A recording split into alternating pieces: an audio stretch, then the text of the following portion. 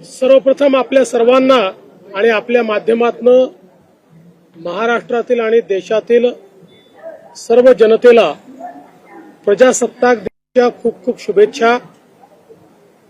भारतीय प्रजासत्ताक हा चिरायू हो आणि आमचं संविधान जे जगातलं सर्वोत्तम संविधान आहे हे अशाच प्रकारे आम्हाला विकासाचा आणि समतेचा मार्ग दाखवत राहो अशा प्रकारची शुभेच्छा व्यक्त करतो। आज अत्यंत आनंदाची गोष्ट आहे की आपला धर्मवीर स्वराज्य रक्षक छत्रपती संभाजी महाराज मुंबई किनारी रस्ता कोस्टल रोड याचं उत्तर वाहिनी कनेक्टर आणि इतर 3 कनेक्टरचं आज आपण लोकार्पण करतोय। मागच्या काळामध्ये माननीय मुख्यमंत्री एकनाथराव शिंदेजींच्या नेतृत्वात 2 टप्प्यांचं आपण उद्घाटन केलं आणि आता या उद्घाटनानंतर जवळपास 94% रस्त्याचं काम पूर्ण झालेलं आहे। आता केवळ एक प्रभादेवी कनेक्टर याचा बाकी आहे जो फेब्रुवारी संपता तो देखील पूर्ण होईल।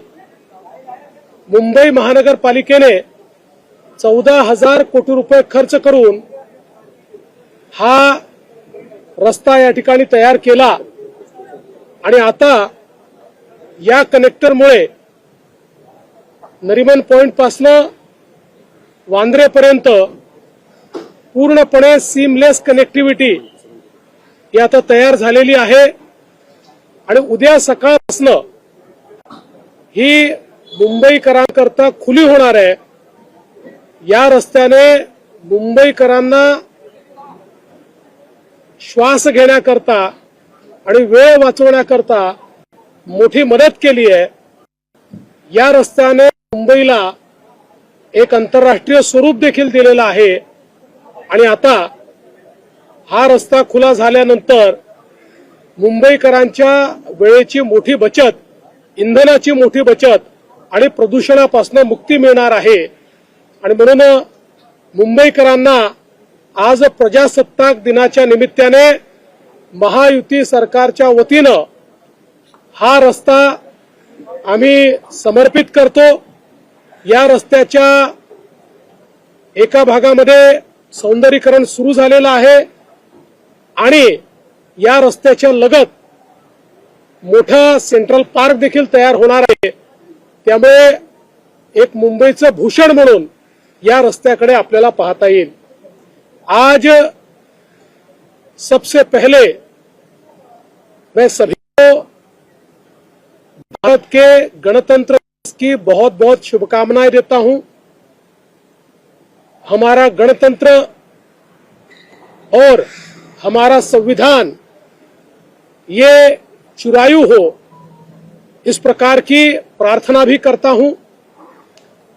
आज बहुत खुशी की बात है कि हमारा जो धर्मवीर स्वराज्य रक्षक छत्रपति संभाजी महाराज मुंबई किनारा रास्ता यानी मुंबई कोस्टल रोड है, इसके नॉर्थ बाउंड रोड का उद्घाटन, कनेक्टर का उद्घाटन अभी अभी हम लोगों ने किया है। हम सभी को ज्ञात है कि पिछले समय श्री एकनाथ शिंदे जी मुख्यमंत्री थे, उस समय इसके 2 मार्गों का उद्घाटन हमने किया था, टनल का उद्घाटन हमने किया था। आज ये उत्तर की ओर जाने वाली मार्गिका और 3 मार्गिकाओं का उद्घाटन किया गया है, लोकार्पण किया गया है। इसके बाद 94% इस रास्ते का काम पूर्ण हो चुका है। केवल प्रभादेवी की ओर जाने वाली एक मार्गिका बाकी है। तकरीबन 14,000 करोड़ रुपए इसके ऊपर मुंबई महानगर पालिका ने खर्च किए हैं और इसके साथ एक सेंट्रल पार्क भी बन रहा है। इस रास्ते के कारण मुंबईकरों के समय की बचत हो रही है, उनका जीवन आरामदायी हो रहा है और विशेष रूप से इसने मुंबई को एक अंतर्राष्ट्रीय शहर की प्रतिमा दिलवाई है। मैं इस अच्छे काम के लिए बृहन मुंबई महानगर पालिका, इसके सारे कॉन्ट्रैक्टर्स और कंसल्टेंट्स और विशेष रूप से यहां काम करने वाले जितने कर्मचारी हैं, अधिकारी हैं, इंजीनियर्स हैं, सभी को बहुत बहुत बधाई देता हूं। मी या रस्त्याकरता मुंबई महानगरपालिकेचे सर्व अधिकारी, कमिशनर आणि त्यांच्या अधीनस्थ, या रस्त्यावर काम करणारे सर्व अधिकारी कर्मचारी, ज्यांनी याचं बांधकाम केलं, ती कंपनी, त्यांचे कन्सल्टंट्स, त्यांचे कामगार आणि अधिकारी, इंजिनियर्स, सगळ्यांचं अतिशय मनपूर्वक अभिनंदन करतो आणि उद्या सकाळपासून रस्ता खुला होईल असं जाहीर करतो।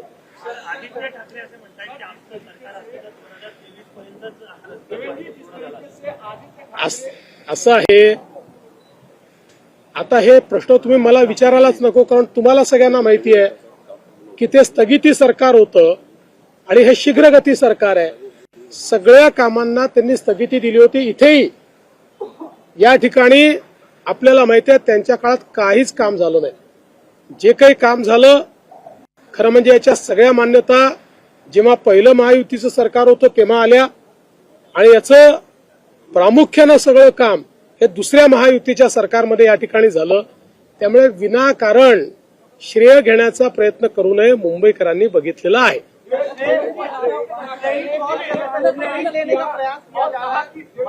देखिए, मैं एक बात आपको कहता हूं, क्रेडिट लेने से कोई क्रेडिट मिलता नहीं है।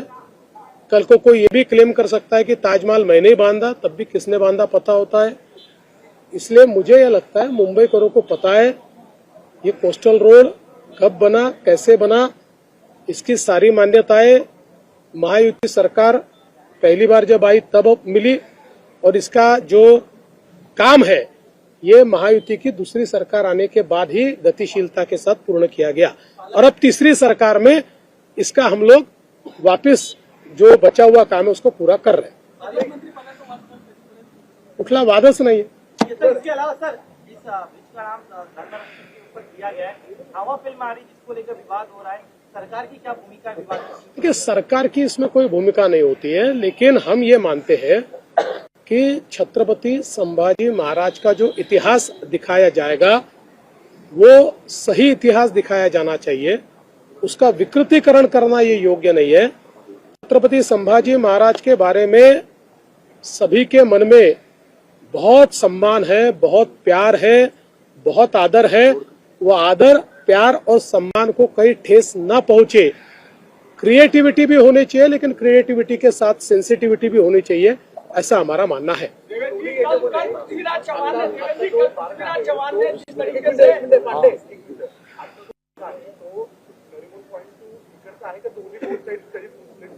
तो सुरू होणार, दोन्ही मार्ग आता सुरू होणार। एक मार्गिका ऑलरेडी होतीच, पण आपल्याला काय होतं की इकडची मार्गिका जाण्याकरता वापरावी लागायची, ती आता येण्याची मार्गिका आहे, जाण्याची आपण सुरू केली आहे।